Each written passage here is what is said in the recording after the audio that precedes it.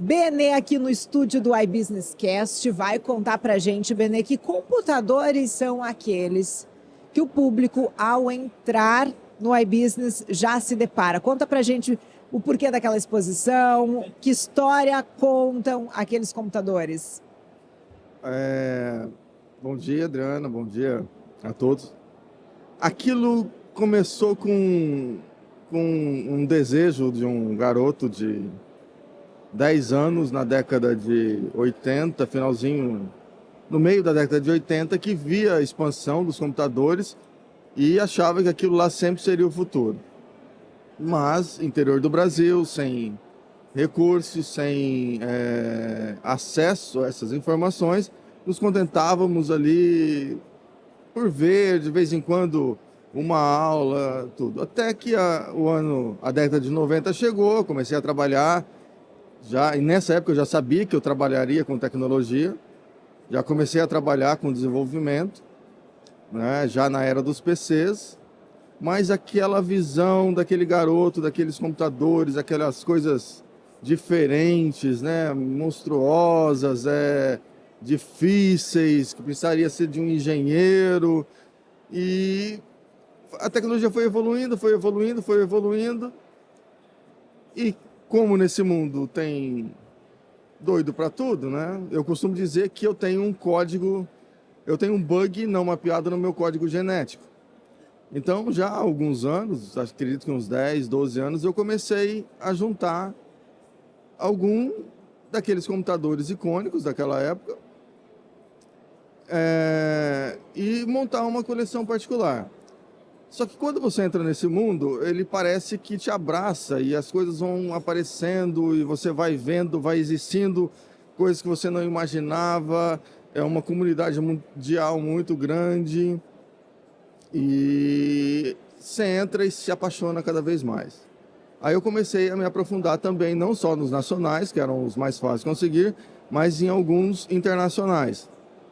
E durante esses anos eu consegui alguns itens ali que são quase exclusivos. São itens que fizeram parte da história.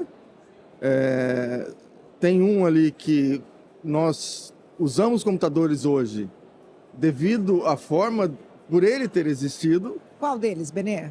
O Apple Lisa. De que ano? 83. Mas ele tem uma história muito legal. Ele foi um fracasso total de vendas. Ele era o micro certo na década errada. Né? Não vou nem dizer o ano errado, na década errada. Ele era um computador extremamente evoluído para o ano de 83. Só que com toda evolução, ele também era um micro extremamente caro. Ele custava $9.999. Naquela época, um carro mais vendido nos Estados Unidos era um Oldsmobile, custava $7.500. Ele era mais caro do que um carro. Então, assim, a NASA usou muito desses computadores, porque ele tinha um poder de processamento. Ele foi o primeiro com interface gráfica comercial, né, e com uso de mouse. Então, ele trouxe toda uma inovação que o público não estava preparado para isso. Um ano depois, eles viram que não deu certo, eles remodelaram ele, transformaram ele no nome de Lisa 2, diminuíram um pouco o preço, mas mesmo assim era acima de $5.000, vendeu algumas outras unidades, e já no ano seguinte ele foi descontinuado, por ele ser muito caro, e introduziram o Mac, que é o Macintosh que está aí até hoje. Mas a história dele é engraçada, porque ele começou em uma visita que a Apple fez à Xerox. A Xerox era a grande desenvolvedora da época, em pesquisas, né? Centro de pesquisa P&D mesmo, era a Xerox. O departamento deles lá chamava Xerox Spark, e eles ali desenvolviam novas tecnologias. E a Apple ficou sabendo desse computador que tinha uma interface gráfica e trocou algumas ações. A Apple tinha recém entrado na Bolsa de Valores, trocou algumas ações com a Xerox para terem acesso a essas pesquisas. E na época, ainda a história diz, né, os historiadores dizem que os funcionários da Xerox falaram: estamos entregando ouro para o inimigo.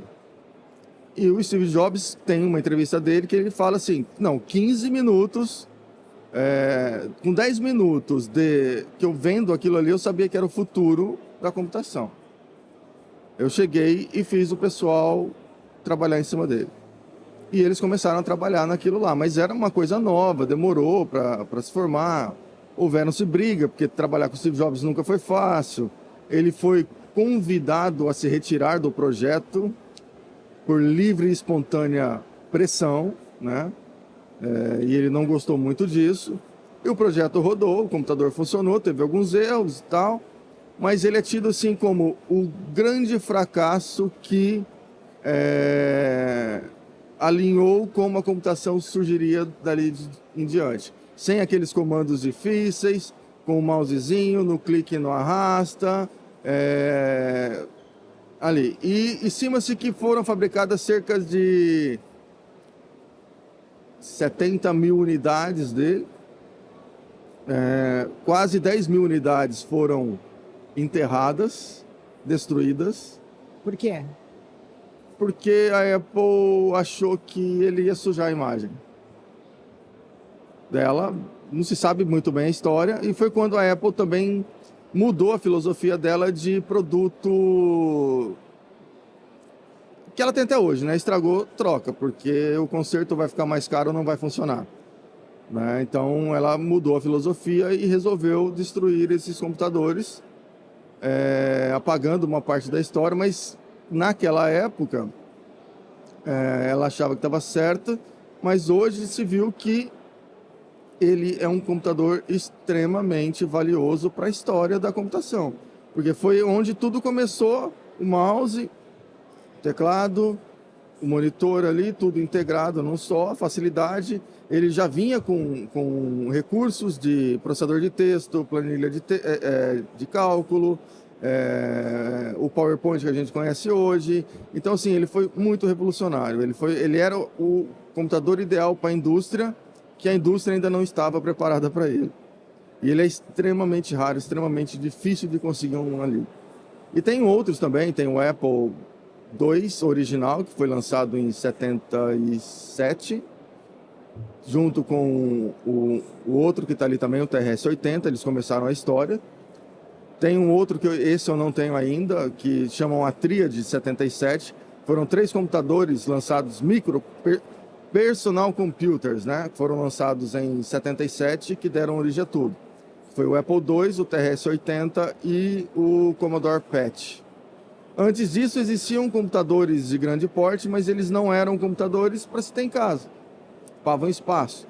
E em 75 a Intel desenvolveu um microchip, um microprocessador, que um andar, uma sala inteira cabia na palma da mão e pôde ter miniaturização de computadores para as pessoas terem em casa, né? No começo muitas empresas acreditavam que não, mas a cultura nerd daquela época já estava acostumada a montar os seus próprios computadores. E eles deram muito bem, deram muito certo, foram clonados no mundo inteiro, inclusive no Brasil, né?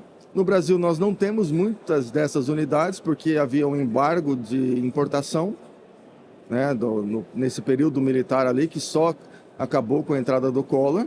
Então computadores importados não vinham para o Brasil. E nós tínhamos que contentar com computadores clonados feitos aqui no Brasil, uma qualidade um pouco inferior, alguns com uma qualidade superior, mas eram os computadores que estavam aqui. Na abertura do comércio começou a vir os computadores modernos, mas essa parte da história não veio.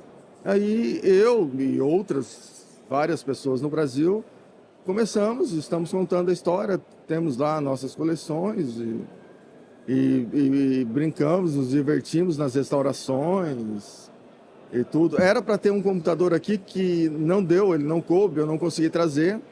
Ele chegou para mim semana passada, ele é extremamente raro. A gente conhece 3, um só funcionando, e essa minha unidade, ela ficou perdida durante a tragédia lá no Rio Grande do Sul, ela ficou acho que 4 meses enterrada em lama. Aí ela foi resgatada e agora eu resgatei ela e vou trazer ela à vida nos próximos meses de novo. Benê, e quando a gente está falando num evento de tanta tecnologia, tanta inovação, você trazer essa história tão preciosa é um contraponto que muitas vezes é importante não se esquecer o começo de toda essa história? Porque toda jornada ela tem um início, um meio e um final, né? Você tem que entender o início muito bem, compreender o meio, a posição que nós estamos, para conseguir chegar no final dela, não é? Então, se você está aqui, mas se você não sabe como chegou aqui, né, você não vai saber como chegar lá no final. História então é muito importante você conhecer como tudo começou, como tudo trabalhou, a evolução da tecnologia, como era a comunicação antigamente, como eram as máquinas antigamente, as simplicidades que elas eram. Você entendendo tudo isso, você fala, pô, então é por isso que eu estou fazendo alguma coisa assim hoje. Tá, aí entendendo essa evolução, você consegue prever um pouco do futuro que vem ali pela frente. E sem contar a nostalgia também, né? Eu digo que ligar um computador de 1980 e ele funcionar, que foi o caso do Lisa, ele chegou para mim sem funcionar. Eu trabalhei nele durante alguns meses, identifiquei os problemas, arrumei os problemas, liguei ele, né? No dia que eu liguei, que ele ligou, foi aquela felicidade tremenda. E aí é compartilhado isso com o mundo inteiro, né? Então repercutiu no mundo inteiro um Lisa voltando à vida. Teve até um videozinho lá, It's alive, né? Assim, que todo mundo comemora. Eu digo que, assim, que é uma sensação que eu senti também esses dias. Meu irmão tem um Escort R3 conversível, 1988. Mesma coisa que entrar dentro daquele carro e dar uma volta. Você sente a nostalgia ali, a tecnologia, a liberdade, vivendo uma época em que você não viveu, mas queria viver, resgatando aquilo para o hoje, né? E ela fazendo parte da sua vida hoje. E, assim, é muito gratificante, muito gratificante. Não tenho palavras para descrever, assim, como é. E eu gosto de compartilhar. Às vezes eu estou ali, as pessoas chegam e começam a perguntar, eu conto toda a história, você vai contar 10, 15, 20 vezes, porque faz parte, é gostoso, faz bem. E é uma terapia, né? Isso que eu ia te perguntar, como é que fica o coração nem um pouco enciumado com essas máquinas tão preciosas ali diante de todo mundo? Sim, eu mandei uma mensagem pro Josiandro na quarta noite, dá para deixar isso aqui, sim, não tem perigo. Certeza, posso confiar? Posso, porque tem computadores ali raríssimos. Eu tenho um computador, inclusive ele está aberto lá para mostrar como eles chegam, ele está bem sujo ainda, ele ainda não foi feita a parte de restauração nem nada, que existem 2, ele é nacional, fabricado em Minas, mas existem 2 catalogados no Brasil, né? E não tem documentação nenhuma, não tem manual, não tem nada deles. Eu consegui conversar com o engenheiro, ele disse que se ele conseguir encontrar alguma coisa, ele vai me ajudar, mas nem ele tem a máquina, né? Então ele está ali, se sumir, provavelmente não vai ter outro, né? Quer dizer, tem, o outro está lá em casa desmontado. Numa coincidência da vida, os 2 conhecidos estão comigo. E nós conversamos no mundo inteiro, com grupos brasileiros, e sempre perguntando, não tem. Aqui é uma coisa engraçada, interessante. Em 1980, uma empresa americana chamada Franklin lançou um clone do Apple II Plus. Um clone mesmo, é uma cópia. Ele pegou, fez a cópia, foi processado pela Apple lá nos Estados Unidos. Até o software era igual. Tudo igual. Franklin. Perdeu a aposta. A aposta não, a causa. E teve que pagar royalties para a Apple. E esse micro foi muito utilizado em escolas, não é? E é um micro que quase não existe no Brasil. Eu comprei um, ele chegou, eu vi que o estado dele estava péssimo, ia ser muito difícil restaurá-lo, ele é extremamente raro. Eu comprei um outro, para um ser canibalizado pelo outro, né? O outro chegou. Coloquei eles do lado assim e falei assim, meu, tem alguma coisa errada aqui. Fui ver, eles tinham a mesma etiqueta de patrimônio. Aí eu fui dar uma olhada na etiqueta de patrimônio deles, era da mesma empresa. O número de série de um era um número maior do que o outro. Qual a chance de dois computadores fabricados em 80, 81, lá no interior dos Estados Unidos, virem parar em épocas diferentes de uma cidadezinha no interior de Santo Inácio, no interior do Paraná, em Santo Inácio? Tá ali, os dois viveram um bom tempo juntos, foram separados para a morte e depois reunidos na pós-morte. Assim, é incrível, incrível, incrível. Nós compramos alguns, ele até é relativamente comum, mas ele tinha algumas coisas que eu queria. E quando ele chegou, tinha a nota fiscal original de compra de um outro Apple. Ele tinha... Lembra dos cartões que passava? Sim. Tinha ainda o ticket do cartão. Tinha os selos que você usava para corresponder com a Apple na época. Então, assim, é uma história... Eu vi que eu comecei como um colecionador, estou virando um historiador, tá? Contando essas histórias. Inclusive, alguns deles eu já tive a oportunidade de conversar depois disso, eles me contaram um pouquinho da história. E tudo isso vai agregando, vai dando força para nós continuarmos. E é tão empolgante, que eu tô para lançar um canal no YouTube para falar deles tem um ano e eu não consigo porque vem sempre chegando coisas novas, você vai se empolgando com aquilo e vai... Uma coisa que você descobre te leva a estudar, pesquisar outra. Pesquisar outra e assim... E é muito legal. E quando você vê as pessoas, nossa, eu trabalhei com esse, eu trabalhei com esse, eu trabalhei com aquele, eu já usei, esse aqui eu só tinha ouvido falar. Então você traz às pessoas aquela sensação de nostalgia, em que eles pensam, poxa, eu comecei assim, estou assim hoje, né? Então evoluiu, eu também evoluí. Então você passa todo um filme ali na cabeça da pessoa, da escalada que ela teve, de como ela conseguiu chegar, né? Auxiliado pela tecnologia ou não. E eu costumo brincar que eu comecei na computação, meu primeiro curso foi com 12 anos, profissionalmente programação em 94, né? Profissionalmente já ganhava dinheiro com programação. Eram poucos, acho que eu e mais um em toda a região ali. Não soube ganhar dinheiro, deveria ter, né? Mas valeu pelo aprendizado. E como você chegava numa pessoa e falava assim, ó, o computador está barato. Compra, mas vou comprar para quê? Não, vamos desenvolver um sistema para você trabalhar. Tá, mas eu já faço tudo no papel. Como que você ia convencer uma pessoa a gastar para trocar um processo que ela fazia manual por um computador, né, tendo o teu software? Então você tinha que desenvolver. Então, a minha geração é a geração que deu o passo para a gente chegar até aqui, que inventou tudo.